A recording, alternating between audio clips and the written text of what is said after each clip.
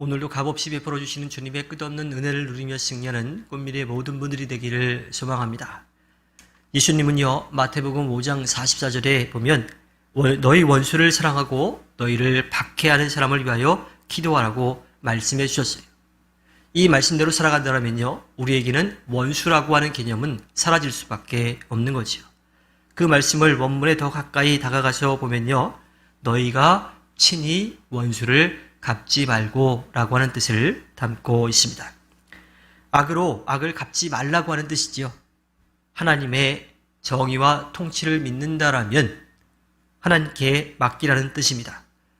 누군가가 나에게 아무런 이유 없이 악을 행한다면요, 하나님께서 그것을 가만히 보고 계시진 않을 거라고 하는 거예요. 그것에 대해서 우리를 돌봐주시고 위로해 주시고 격려해 주실 것이고요, 또 그 악을 행하는 사람들을 분명하게 심판하실 것이기 때문입니다. 오늘 말씀 가운데 사도 바울은요, 구약의 말씀을 인용하지요.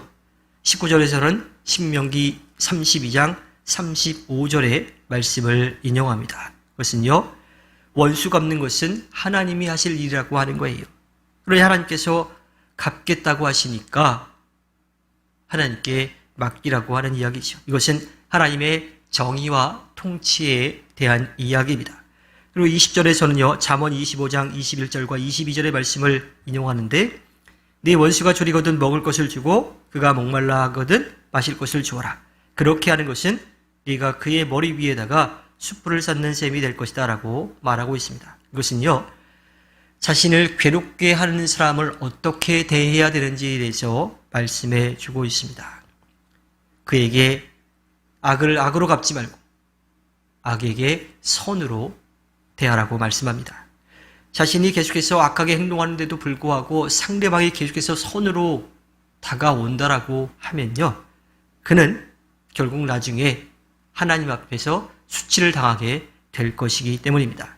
또 양심이 있는 사람이라면요, 그러한 모습 가운데 자기가 잘못하고 있다라고 하는 것을 분명하게 깨닫고 돌이키게 될 거라고 하는 거예요. 만일 그런 깨달음과 회개가 없이 끝까지 악으로 대한다라면 그는 하나님의 심판대 앞에서 무서운 징계를 받을 수밖에 없게 될 거죠. 사도 바울은 오늘 말씀 마지막에서요, 악에게 지지 말고 선으로 악을 이기라고 권면합니다. 앞에 했던 그 말씀들을 비추어 보면요, 악에게 지는 것은요, 악에게 악으로 대항하는 겁니다. 사실 가장 쉬운 게 악에게 악으로 대하는 거예요. 그게 우리의 본성에도 맞고요, 또 일이 빨리 해결될 것이기 때문이죠. 그러나 그것은 악에게 지는 것입니다. 하나님의 정의와 통치에 대한 믿음을 포기하는 거죠. 악을 맞서므로 인해서 나도 악해지고요, 또 세상에 악도 더 하나씩 늘어갈 수밖에 없어요.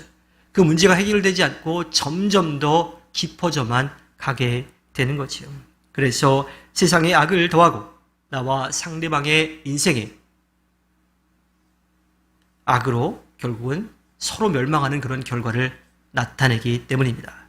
그것은 예수 그리스도의 제자로서의 삶을 포기하는 것이고요, 또 실패하는 것이 되기 때문입니다. 선으로 악을 이기는 것은요, 하나님의 정의와 통치를 믿고 끝까지 선한 일을 하기 위해서 힘쓰는 것을 말합니다. 나에게 악을 일삼는 사람을 위해서 기도하고요, 또 그의 악행을 참아주면서 내 편에서 할 수 있는 대로 선으로 그에게 대한다라면 그것은 내가 이기는 것이 아니라 하나님께서 선으로 악을 이기게 해 주실 것입니다. 그것이 세상적으로는 악에게 지는 것 같아 보이지만 실은 악을 이기는 최선의 또 최고의 방법인 셈입니다. 주님께서 허락해 주신 오늘 하루를 살아갈 때 선으로 악을 이겨서 주님께 기쁨을 드리는 꿈미래의 모든 분들이 되기를 주님의 이름으로 부탁드립니다. 기도하겠습니다.